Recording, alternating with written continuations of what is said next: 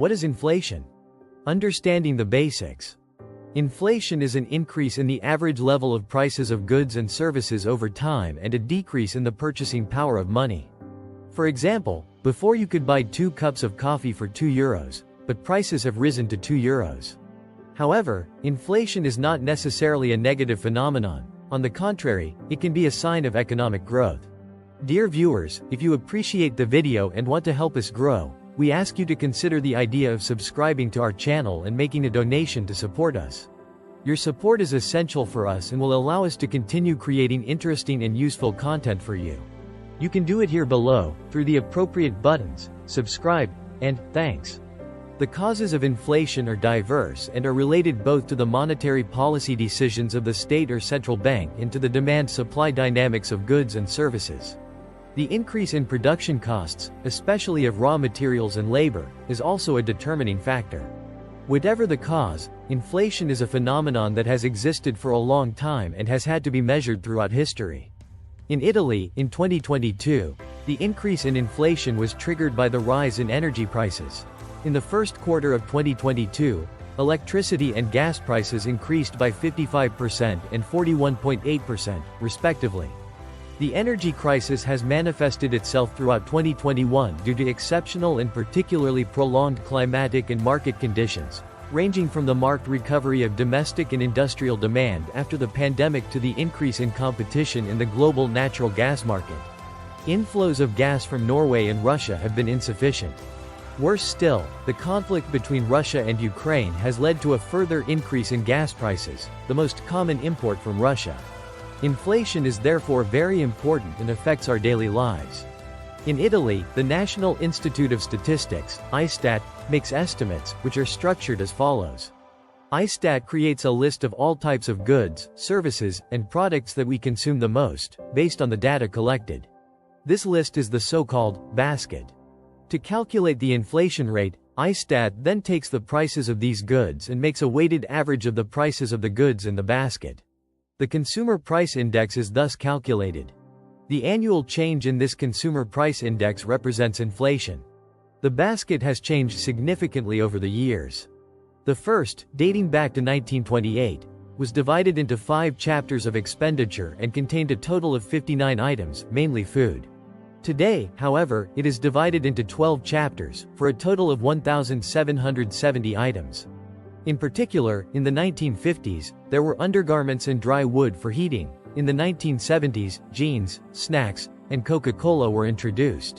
In 1996, the Walkman was introduced, which soon disappeared. In the 1990s, the mango was introduced, and in the 2000s, the mango. More recently, in 2018, mango and avocado appeared, signaling a new eating habit. As the ISTAT points out, only a decade ago it was unthinkable to find them regularly in supermarkets. At the same time, in 2018, telephone booths disappeared from the basket, replaced by cell phones, in the basket since 1996, and internet subscriptions, in the basket since 1999. In 2022, the new products that entered household consumption were takeout food, garden chairs and tables, saturation meters, and rapid self-testing COVID serum kits. From the basket, compact discs, DVDs, and hoverboards have disappeared. There has been much talk about this period because, after several years of stability, inflation has arrived almost as a shock. Inflation is not necessarily negative. On the contrary, it can be an index of economic growth. For example, after the 2008 financial crisis and the 2012 sovereign debt crisis, inflation fell practically to zero thanks to the cut in interest rates by central banks to support the economy. There is a very important relationship between inflation and interest rates, which is at the basis of the decisions of central banks around the world.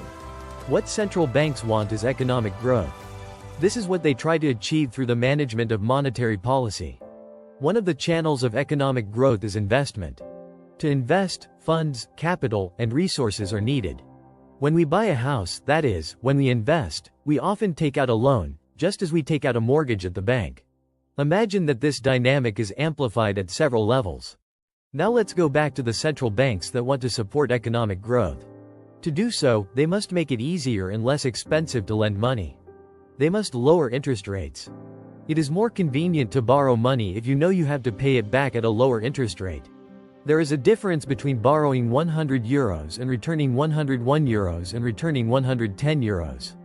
Therefore, to simplify, more loans, more investments, and more economic growth. If economic growth is stimulated, we all become richer, the value of what we produce increases, relative prices increase, and therefore inflation. However, if inflation rises too quickly, society cannot keep up, and inequalities increase, making us all poorer because, for example, the prices of goods and services are too much higher than wages. Inflation is therefore a problem. Furthermore, if inflation is too high, the future drop in prices becomes unpredictable, and uncertainty always creates problems in the market. Central banks have set an inflation target of 2%.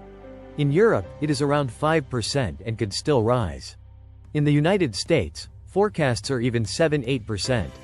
These may seem like low figures, but they should be considered as averages of the entire basket. For example, the increase in the price level in recent months has been mainly due to the increase in energy costs, which in Europe have increased by about 40%. In some countries, such as Belgium, prices have increased by 148%. Imagine that your bill has more than doubled, and you can understand the shock that this increase in prices has caused. One then wonders who decides the price increases. Producers sit around a table and decide that from now on coffee will cost 50 cents more or less. Price increases are almost always passed on to the buyer, for example, by producers who, in the face of an increase in production costs or a reduction in demand, increase the selling price of goods and services. We have to absorb the price increases, while business margins, shareholder profits, and dividends must remain stable. It is true that there is always someone who takes advantage of it to increase prices before or even beyond the actual increase in production costs. The demand is legitimate and is often exploited. But ask yourself this question. Would you be willing to take every kind of risk to produce something or provide a service if there were no guarantee of remuneration? Probably not.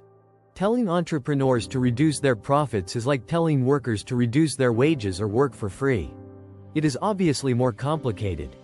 But without the possibility of profit, there would be no one to produce the goods and services that we consume. Representatives of the business world argue that only part of the additional costs will be absorbed by the price increase, while the majority will reduce the profits of producers. If we think about it, a price increase without a wage increase means that consumers consume less, which is anything but positive for producers.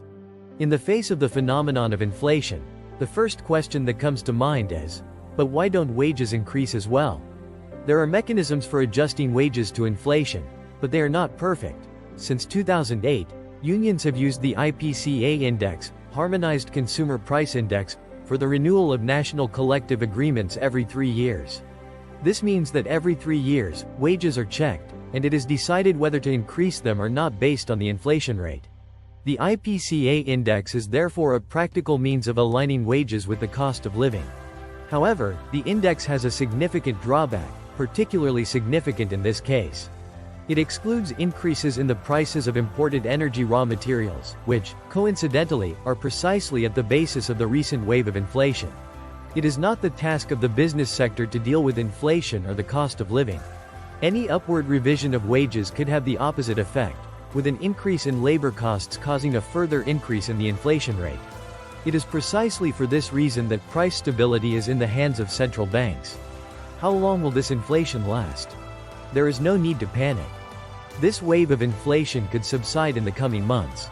According to the Commission, the main causes of inflation in recent months are the consequences of the pandemic, the increase in energy costs, and a series of disruptions in the supply chains of certain raw materials, including semiconductors and metal products.